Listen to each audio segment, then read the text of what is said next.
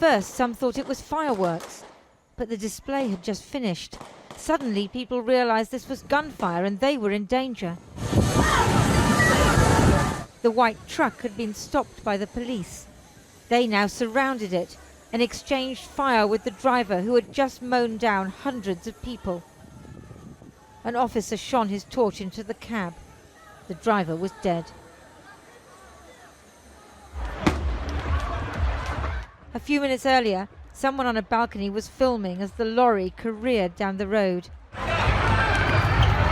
Suddenly, a motorcyclist pulls alongside, under the cab, trying to stop the driver, but he falls off the bike. 2 police step into the road. 2 shots ring out. Whoever is filming ducks down. The motorcyclist is still there, chasing on foot, followed by police. But the lorry accelerates away.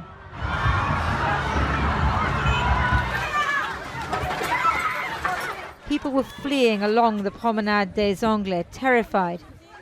Young people and children.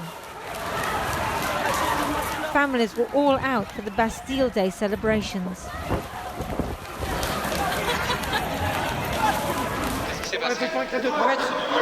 There was this lorry and it smashed into everyone. Everyone. The truck grazed my daughter, who lost her flip-flop, and then it hit my sister-in-law, and then afterwards he zigzagged.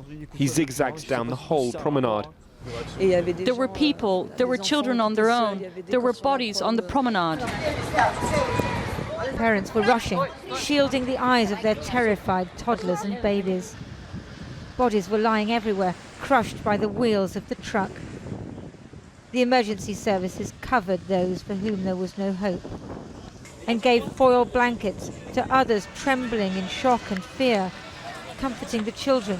How could they understand?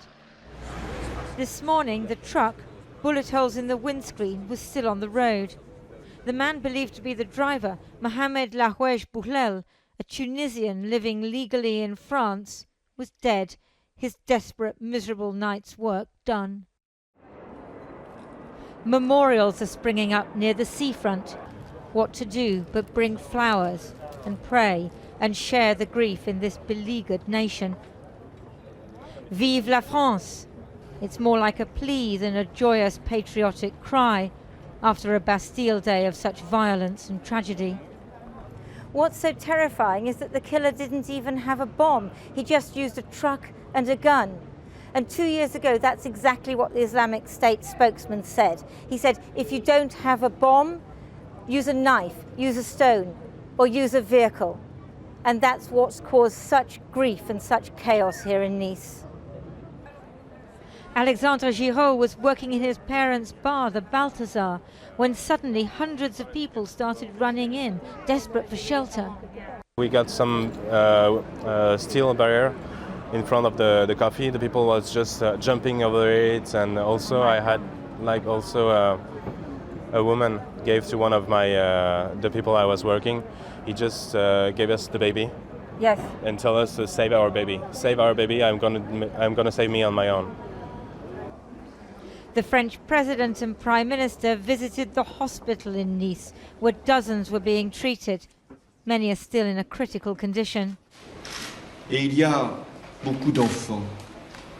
There are many children, young children, that have come to attend a show of fireworks with their families, to be happy, to share a good moment, to be dazzled, and that were instead hit to death to fulfill the cruelty of an individual and maybe a group. Patriotism.